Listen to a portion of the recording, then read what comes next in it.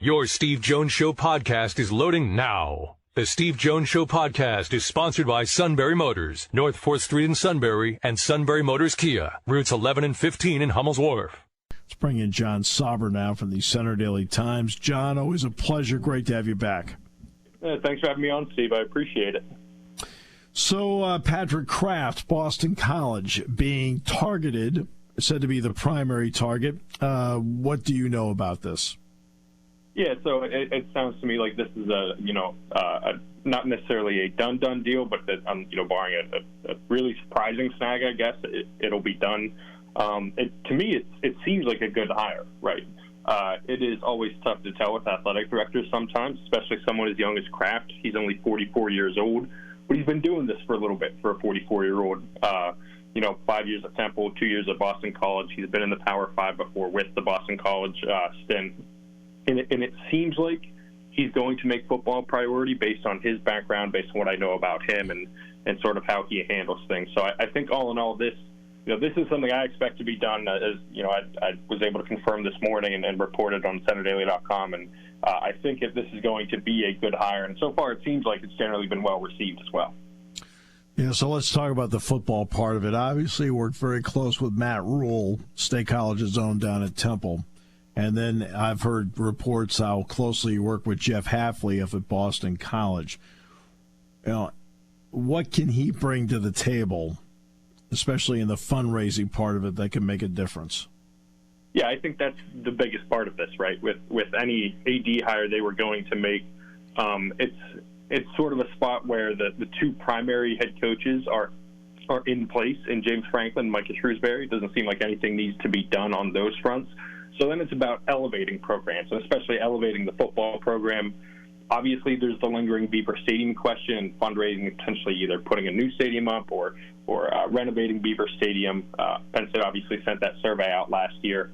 I think he's going to do really, really well to fund, or as a fundraiser, and to sort of build the base of funds back together, I should say. Having that Matt Rule connection obviously helps with that, right? Someone that he was close with, someone that is close to the community and is close to Penn State and State College, can sort of help bridge some connections, assuming they're so close.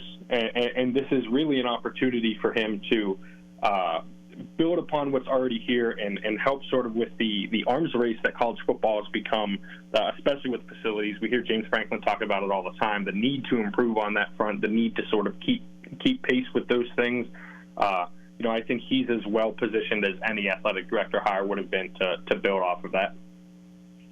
All right, which brings up the next part of it, because when you look at that arms race, James Franklin has put out a challenge saying we have to decide, quote, who we want to be, to use his words. Does a hire like Patrick Kraft tell everybody what Penn State wants to be?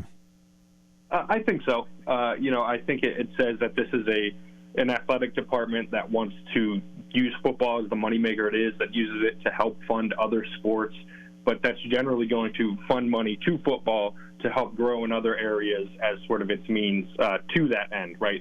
They want to have that wildly successful athletic department, and one that is also widely successful, but that starts and ends with football and the ability to generate funds from that standpoint and then use those funds elsewhere as needed.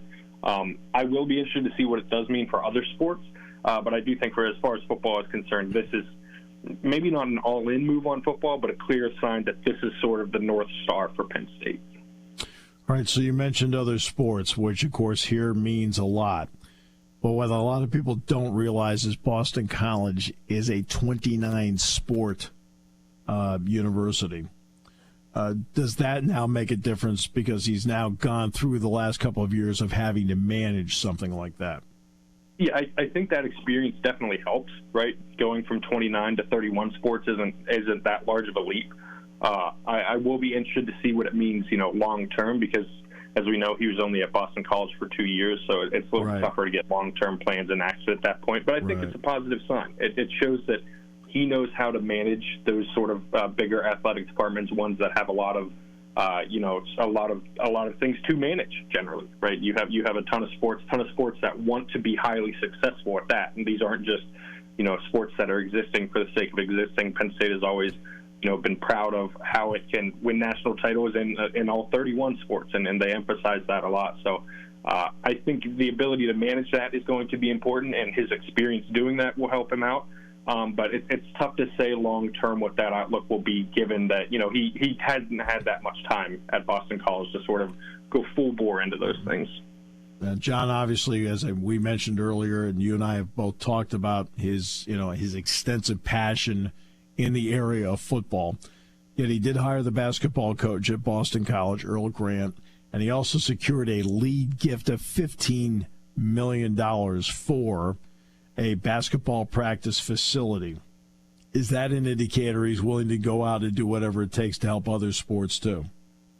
I think the $15 million is a good sign, really, for everyone, right? To get that massive of a gift, I believe that was one of the largest gifts in Boston College history that he was able to secure. It does show a willingness to go out and secure gifts wherever they can be available, and sort of, wherever alumni want to help the university and help the athletic department, he wants to help there too, it seems like, right? Like that seems the intent there. So as long as those things are available and as long as he's able to help other programs, I think that'll be, something that he probably pursues.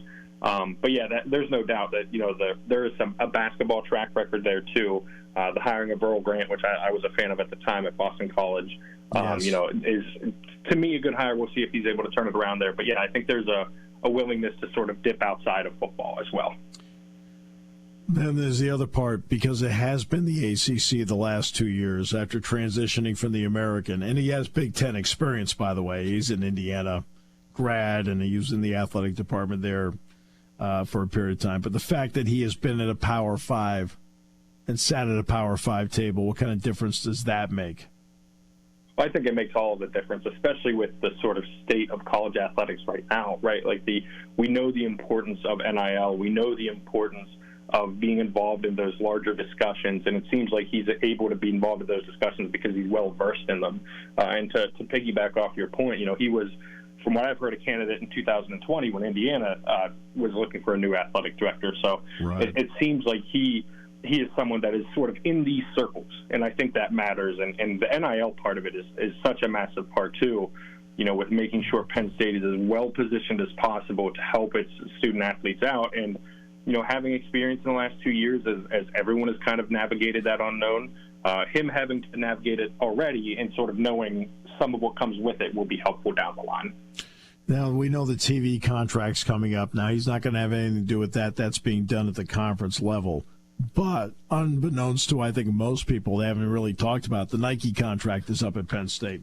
He just negotiated the deal for Boston College. They are an Adidas New Balance school.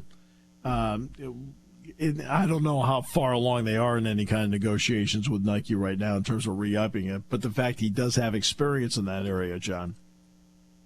Yeah, no, it's very helpful. And he also did at Temple, too, right, when yes. Temple had a deal with Under Armour, and then he was able to get a deal with Nike. And then, as you said, at Boston College, getting the 3-year deal for football, where it's sort of a football-only Adidas thing, and then New Balance for basically everything else, the 10-year deal.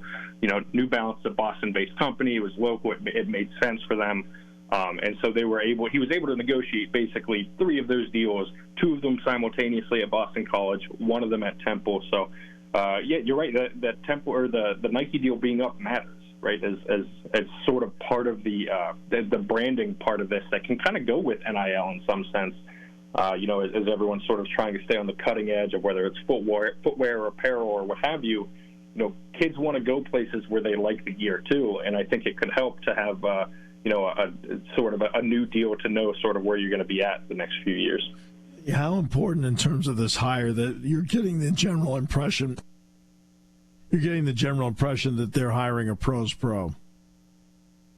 Yeah, it seems like this is someone that is going in knowing, sort of with clear eyes, right? Knowing exactly what is ahead and knowing exactly how to handle these situations. And like I said, with the other things we've talked about, having that wherewithal to know what's happening, to know what it means to be an athletic director at a Big Ten school, and to be able to handle yourself accordingly, I think really matters, especially when you're sort of talking with these other power brokers, because he goes from Boston College, where yes, it's a Power 5 school, but it's not necessarily one of the big seats at the table, to a place where you're in the big seat at the table, or one of the big seats at the table.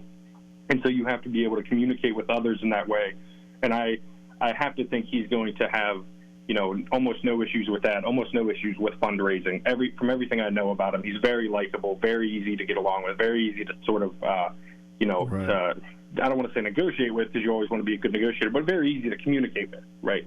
And I think that's going to be a big plus. A very outgoing personality. Very absolutely. Outgoing personality. I mean, I only met him a couple times. I mean, just met him. No long, extended conversation. But you could tell, great personality. I've got to ask you about the blue-white game. What were your thoughts? Oh, man, it was... I missed the actual game aspect of it, right?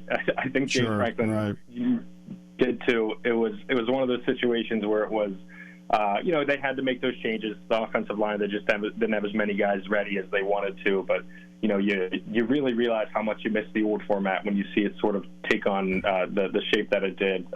Right. I will say I think that defense is going to be very, very good this year. Little reason to think it won't be once again under Manny Diaz like it was under Brent Pry. Yeah, that's certainly a part of it. And also, what did you think of the quarterbacks? I thought it was interesting. I thought, you could see the clear arm talent, especially with Drew Aller, that was there. But he's an 18-year-old kid playing college football, and I think this sort of allowed the expectations, or the early expectations, to be reset for someone like that. Clifford was someone I was honestly surprised by the number of reps that he got, and even when James mentioned that he had gotten over 201 reps in the spring, I think was the total number. Right. I kind of thought he would get more of a spring off, but having another spring in Yurcich's offense can be helpful. Veyu has always impressed me. I think he's got sort of the arm talent that is not on par with someone like Aller, but that is sort of probably the highest level outside of the elite of the elite. And I think he was impressive, whether it was our windows to watch in practice or in the spring game. I know things weren't perfect because the environment was a little bit weird, but I've always been impressed with Veyu. Yeah, and Veyu had a great spring, as a matter of fact. You've always followed basketball closely as well. Obviously we ran into each other in Indianapolis. Penn State's added officially 2 transfers in right now. What can they mean to the program? I think they're pretty big. I think Cameron Winter and Andrew Funk are really what this team needed. They needed more ball handlers last year. I remember last time I came on when we were talking during the Big Ten tournament, it was, they ran so much of the offense through Sam Sessoms and Jalen Pickett that you needed more guys you could do that with. When you lose Sessoms, but you replace him with Funk and Winter, who can both run the offense, who can both attack off the dribble, who can both get shots up from beyond the arc, which, as we know, is always important. They can both create for others a little bit, Winter more than Funk, but they're guys that are going to come in, buy into the program, which is always a necessity, right? You need them to sort of be helping the young guys, too, while they're here, and I think they'll be willing to do that. And I think they're going to be big pieces to this offense. I think one or both of them, I should say, will probably start, at least one, maybe both, depending on how big Penn State wants to go and what they can do at center in the transfer portal here moving forward. But I do think those are going to be 2 pretty big additions, and 2 additions that could, again, I talked about last time, the results might be similar next year, but they might be more positive, sort of based on who's doing what. I think they could actually be better next year with these 2 additions. This is a team positioned to finish, in the top 8 or 9 of the Big Ten if everything breaks right, and if they can fill that center spot, as I'm sure they want to. If they can fill the center spot, John, to go with the 2 guards or wings, what can that mean to allowing the freshmen to come in and be on their own clock? I think that's enormous, and I think you nailed it with that. Allowing Demetrius Lilly and Keba Jai to not have to be massive contributors early at the 5 would be big for them. I think one or both could contribute some next year, and frankly, they'll probably have to. But allowing those guys to come in, and if they're not ready, to not be ready, right? You don't want to force them into action if they're not ready. And you want it to be okay if they're not ready to go and need to take half a season, a full season to get to that level.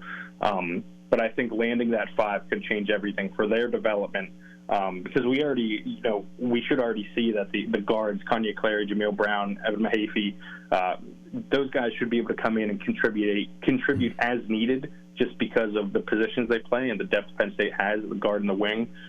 Setting the bigs up to do the same would be enormous. John, great work as always. Appreciate it very much.